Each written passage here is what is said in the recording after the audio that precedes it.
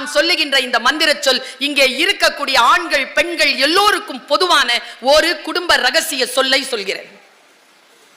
நம்ம ஊர்ல ஒரு லேடி 40 வருஷம் ஒரே ஆணோட குடும்பம் நடத்தி இருக்கு. நம்ம அம்மா மாதிரி, நம்ம வீட்டுல எல்லாம் அப்படித்தானே.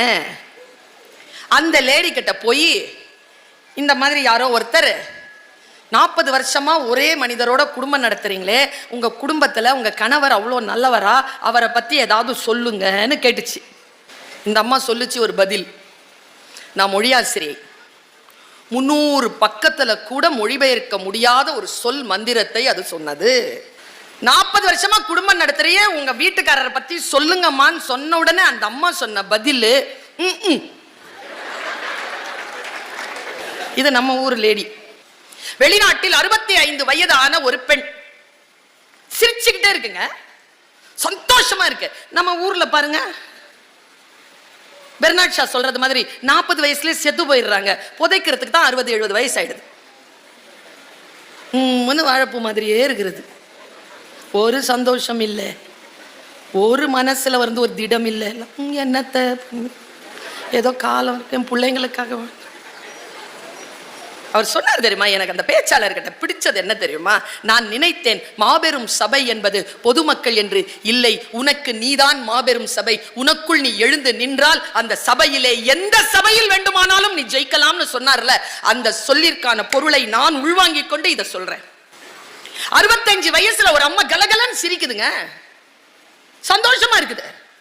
அவர்கிட்ட போய் ஒரு ஆள் கொஸ்டின் கேட்கிறாரு, இந்த மைக்கை நீட்டி இங்கிலீஷ்ல. You seems to be very happy. Are you happy? நீ மிகவும் மகிழ்ந்து இருக்கிறாயே, நீ சந்தோஷமாக இருக்கிறாயா? அந்த பொண்ணு சொல்லுச்சு, yes, I am happy.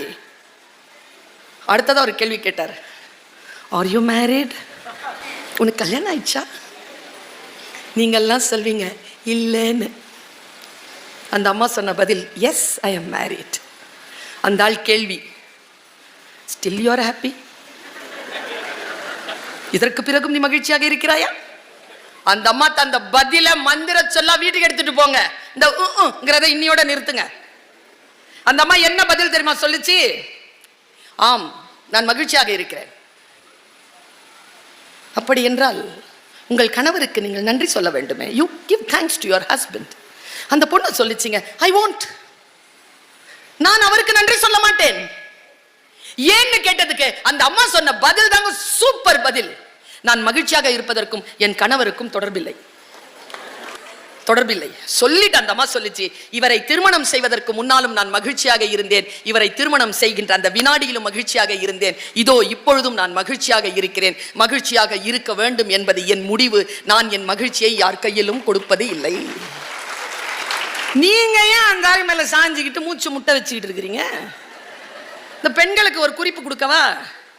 உங்கள் வீட்டில் கணவன்மார்கள் 45 வயதை கடந்திருந்தால், என்ன இப்படி சொல்றாங்க பர்வீன் சுல்தானான்னு பார்க்காதீங்க, அனுபவித்து சொல்கிறேன். உங்கள் வீட்டில் 45 வயது கடந்த ஆண்கள் உங்களுக்கு கணவராக இருந்தால், அவர்கள் நீண்ட நாட்கள் ஆயுளுடன் இருக்க வேண்டும் என்று நீங்கள் விரும்பினால், அவர்கள் நண்பர்களோடு பழகுவதற்கு அனுமதி கொடுங்கள். ஒன்றும் இல்லை, எனக்கு தெரிஞ்சு நம்ம நாட்டில் இருக்கிற பொம்பளைங்களுடைய நிலைமையை சொல்றேன்.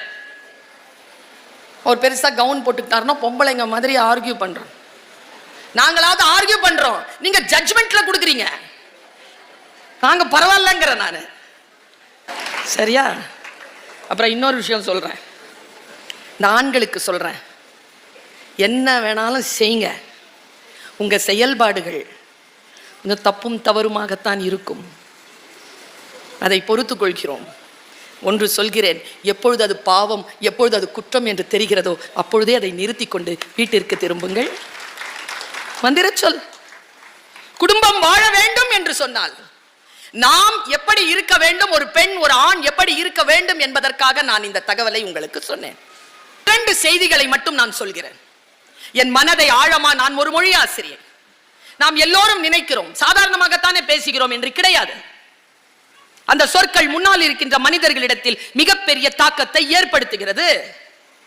நீங்கள் சாதாரணமாகத்தான் சொல்லுவீர்கள், ஆனால் அந்த சொல் முன்னால் இருக்கின்றவருடைய மனநிலையை பொறுத்து அது அம்பாக குத்துகிறது, அல்லது கத்தியாக வெட்டுகிறது, அல்லது தென்றலாக கடந்து போகிறது. முன்னால் இருக்கின்ற மனிதர்களை நீங்கள் அனுமானிக்கவே முடியாது. அதனால் உங்கள் சொல்லிலே நீங்கள் கவனம் வையுங்கள். ரொம்ப அழகா அவர் வதந்தி பத்தி பேசினார். ஜூலியஸ் சீசர் பத்தி பேசினார்.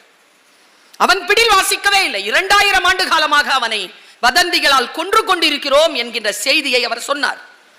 இந்த விஷயத்தை உதயச்சந்திரன் ஒரு மிகப்பெரிய அறிஞனுடைய வாக்கு மூலமாக மாபெரும் சபைதனில் என்கின்ற புத்தகத்தில் பதிவு செய்கிறார். அதை நான் உங்களுக்கு கடத்துகிறேன். அவர் சொல்றார், வதந்திகள் அப்பா ஒரு சொல்ல யாராவது அவளை பத்தி தெரியுமா? என்ன சொல்லு? சரியில்லை. ஆமாப்பா எனக்கும் தெரியும் அது சரியில்லை. ஜெனரலைஸ் பண்றது இருக்குல்ல. Don't generalise, be specific. பொதுவாக ஒரு குற்றச்சாட்டை முன்னால் வைப்பது பாருங்க. அவர் சொல்கிறார், வதந்திகள் அறிவாளிகளின் காதுகளை எட்டும் பொழுது கவனம். வதந்திகள் அறிவாளிகளின் காதுகளை எட்டும் பொழுது அவை மரணித்து விடுகின்றன.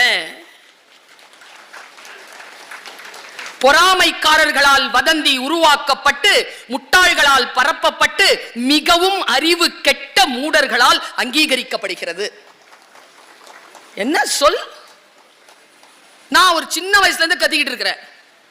பெண்களை பற்றியோ குழந்தைகளை பற்றியோ இளைஞர்களை பற்றியோ தவறான கருத்துக்கள் ஏதேனும் வந்தால் நீங்கள் அதை ஃபார்வர்ட் செய்யாதீர்கள், டிலீட் செய்யுங்கள் என்று சொல்வேன்.